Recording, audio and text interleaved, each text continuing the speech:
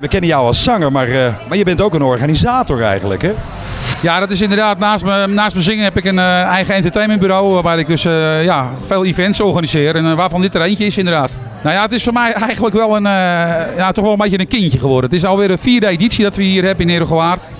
En ik ben toen de tijd door Radio zelf gevraagd door Hessel. En ja, het is eigenlijk zo gegroeid dat als je dan ziet dat we nu neer hebben gezet met meer dan 50 vrijwilligers.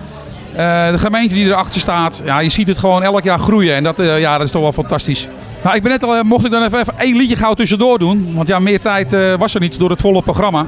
Maar later op de avond, dan kom ik zeker nog wel eventjes terug. Dat is voor mij dan even vandaag zeg maar op de 2e plaats. Want de organisatie vraagt best wel veel van je.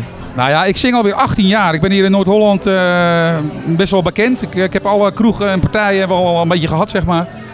Maar het is voor mij gewoon mijn ding. Muziek is mijn ding. Ik ga ermee naar bed en ik sta er weer mee op.